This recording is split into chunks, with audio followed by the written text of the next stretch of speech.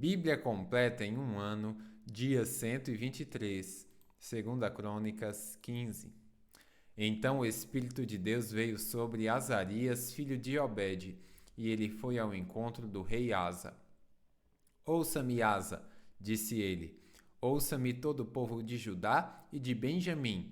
O Senhor estará com vocês enquanto estiverem com ele. Sempre que o buscarem, o encontrarão, mas se o abandonarem, ele os abandonará. Durante muito tempo, Israel esteve sem o verdadeiro Deus, sem sacerdote para ensiná-los e sem lei para instruí-los. No entanto, sempre que se viram em dificuldade, se voltaram para o Senhor, o Deus de Israel, e o buscaram, eles o encontraram. Naquele tempo, não era seguro viajar. Problemas afligiam os habitantes de todas as terras. Uma nação lutava contra outra e uma cidade contra outra, pois Deus os afligia com todo tipo de angústia. Quanto a vocês, porém, sejam fortes e corajosos, pois seu trabalho será recompensado.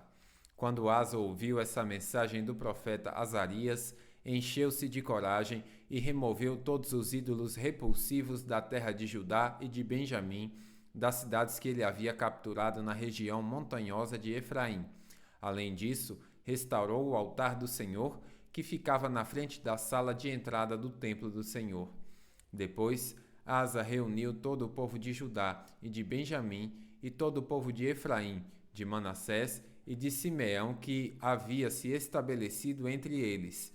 Muita gente de Israel tinha se mudado para ajudar no reinado de Asa, quando viu que o Senhor seu Deus estava com ele.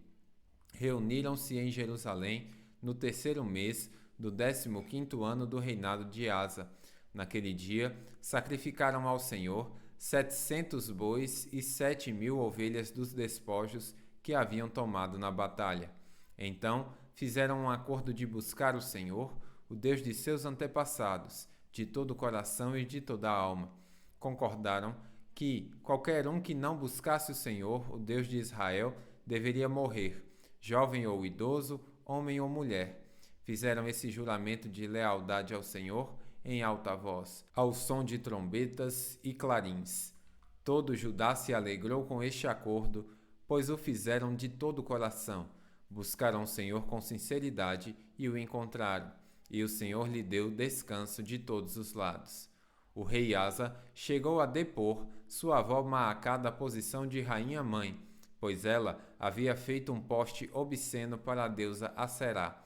Derrubou este poste obsceno e quebrou e o queimou no vale de Cedron.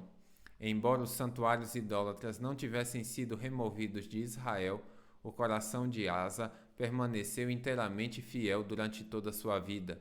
Ele trouxe para o templo de Deus a prata, o ouro e os diversos utensílios que ele e seu pai haviam consagrado.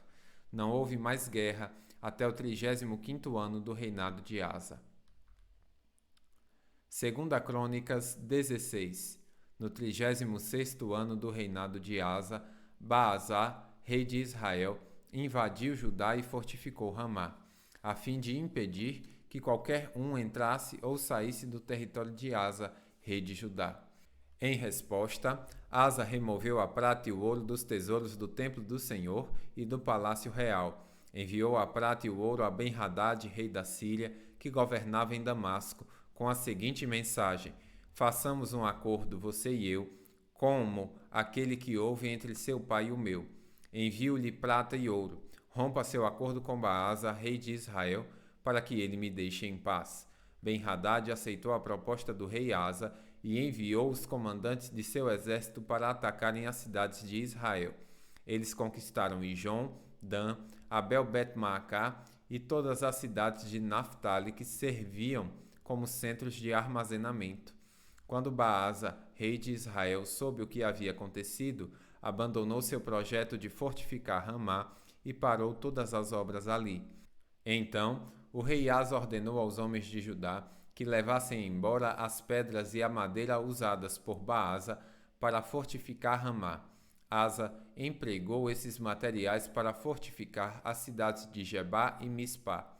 Por esse tempo, o vidente Hanani foi a Asa, rei de Judá, e lhe disse: uma vez que você confiou no rei da Síria, em vez de confiar no Senhor, seu Deus, perdeu a oportunidade de destruir o exército do rei da Síria. Você não se lembra do que aconteceu antes aos etíopes, aos líbios e a seu exército enorme, com todos os seus carros de guerra e cavaleiros? Naquela ocasião, você confiou no Senhor e ele os entregou em suas mãos. Os olhos do Senhor passam por toda a terra para mostrar sua força àqueles cujo coração é inteiramente dedicado a ele. Você foi tolo, de agora em diante haverá guerras contra você. Asa se irou tanto com o vidente por ter lhe dito isso, que mandou prendê-lo e colocá-lo no tronco. Nessa época, Asa também começou a oprimir duramente alguns do povo. Os demais acontecimentos do reinado de Asa, do início ao fim, estão registrados nos livros dos reis de Judá e de Israel. No 39º ano de seu reinado, Asa foi atacado por uma doença nos pés. Embora a doença fosse muito grave, ele não buscou a ajuda do Senhor, mas só dos médicos. Então, no 41º ano de seu reinado, morreu e se reuniu a seus antepassados. Foi sepultado no túmulo que havia mandado abrir na cidade de Davi. Foi colocado num leito perfumado com especiarias e vários óleos aromáticos, e o povo fez uma imensa fogueira em sua honra. 2 Crônicas 17. Josafá, filho de Asa, foi seu sucessor. Ele fortaleceu Judá para que pudesse resistir a Israel. Colocou tropas em todas as cidades fortificadas de Judá e designou guarnições adicionais para a terra de Judá e para as cidades de Efraim, que seu pai Asa havia conquistado. O Senhor esteve com Josafá, pois ele seguiu o exemplo dos primeiros anos de seu pai e não adorou as imagens de Baal. Buscou o Deus de seu pai e obedeceu a seus mandamentos, em vez de seguir as práticas perversas do reino de Israel. Por isso, o Senhor estabeleceu o controle de Josafá sobre o reino de Judá. Todo o povo de Judá trazia tributos a Josafá e ele se tornou muito rico e respeitado. Comprometeu-se de coração a seguir os caminhos do Senhor. Removeu de Judá os santuários idólatras e os postes de Aserá. No 3º ano do seu reinado, enviou seus oficiais Ben-Rail, Obadias, Zacarias, Natanael e Micaías para ensinarem em todas as cidades de Judá. Com eles foram os levitas Semaías, Netanias, Zebadias, Azael, Semi-Elamote, Jonatas, Adonias, Tobias, Tobi-Adonias e os sacerdotes Elisama e Jeorão. Eles levaram consigo cópias do livro da lei do Senhor e foram por todas as cidades de Judá ensinando o povo. Então o temor do Senhor caiu sobre todos os reinos vizinhos, de modo que nenhum deles declarou guerra a Josafá. Alguns filisteus trouxeram presentes e prata como tributo, e os árabes trouxeram 7.700 carneiros e 7.700 bodes. Josafá se tornou cada vez mais poderoso e construiu fortalezas e cidades para servirem como centros de armazenamento em toda a terra de Judá. Guardou muitos suprimentos nas cidades de Judá e colocou em Jerusalém um exército com guerreiros experientes. Seu exército foi registrado de acordo com os clãs. De Judá havia 300.000 soldados organizados em grupos de 1.000 sob o comando de Adná. Em seguida vinha Joanã, que comandava 280.000 soldados. Depois dele vinha Amazias, filho de Zicri, que se apresentou voluntariamente para o serviço do Senhor e que comandava 200.000 soldados. De Benjamim havia 200.000 soldados equipados com arcos e escudos. Seu comandante era Eliada, guerreiro experiente. Em seguida vinha Josadabe, que comandava 180.000 homens armados. Essas eram as tropas que estavam à disposição do rei, além daquelas que ele havia colocado nas cidades fortificadas em toda a terra de Judá. 2 Crônicas 18. Josafá, muito rico e respeitado, aliou-se a Acabe por meio do casamento de seu filho com a filha de Acabe. Alguns anos depois, foi a Samaria visitar Acabe, que ofereceu a ele e a seus oficiais um enorme banquete para o qual abateu um grande número de ovelhas e bois. Então Acabe persuadiu Josafá a unir forças com ele para recuperar Ramote-Gileade. Acabe, rei de Israel, perguntou a Josafá, rei de Judá: Você irá comigo a Ramote-Gileade? Josafá respondeu: Claro que sim, você e eu somos como um só. Meus soldados são seus soldados. Certamente iremos à batalha com você. E acrescentou: Antes, porém, consulte o Senhor. Então, o rei de Israel convocou os profetas, cerca de 400 no total, e perguntou: Devemos ir à guerra contra Ramote-Gileade ou não? Todos eles responderam: Sim, devem. Deus entregará o inimigo nas mãos do rei. Josafá, porém, perguntou: Acaso não há aqui um profeta do Senhor? Devemos consultá-lo também. O rei de Israel respondeu a Josafá: Há mais um homem que pode consultar o Senhor para nós, mas eu o odeio, pois nunca profetiza nada de bom a meu respeito, só coisas ruins.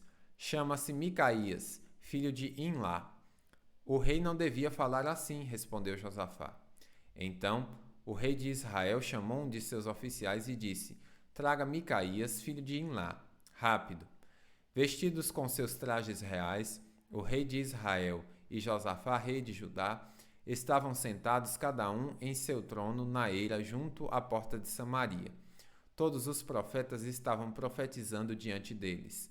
Um dos profetas, Zedequias, filho de Kenaaná, fez chifres de ferro e declarou: Assim diz o Senhor, com estes chifres o rei ferirá os sírios até a morte. Todos os outros profetas concordaram, dizendo: Sim, suba a Ramote-Gileade e seja vitorioso, pois o Senhor a entregará nas mãos do rei. Enquanto isso, o mensageiro que foi buscar Micaías lhe disse: Veja, todos os profetas prometem vitória para o rei. Concorde com eles e também prometa sucesso. Micaías, porém, respondeu: Tão certo como vive o Senhor, direi apenas o que o Senhor ordenar. Quando Micaías chegou, o rei lhe perguntou: Micaías, devemos ir à guerra contra Ramote-Gileade ou não? Micaías respondeu: Sim, suba e será vitorioso, pois eles serão entregues em suas mãos. Mas o rei disse: Quantas vezes preciso exigir que diga somente a verdade quando falar em nome do Senhor? Então Micaías respondeu: Vi todo Israel espalhado pelos montes, como ovelhas sem pastor. E o Senhor disse: Seu líder foi morto. Mande-os para casa em paz. O rei de Israel disse a Josafá: Não falei? Ele nunca profetiza nada de bom a meu respeito, mas apenas coisas ruins. Micaías prosseguiu: Ouça o que o Senhor diz. Vi o Senhor sentado em seu trono, com todo o exército do céu ao redor, à sua direita e à sua esquerda. E o Senhor perguntou: Quem enganará Acabe, rei de Israel, para que vá à guerra contra Ramote-Gileade e seja morto ali? Houve muitas sugestões, até que, por fim, um espírito se aproximou do Senhor e disse: Eu o enganarei.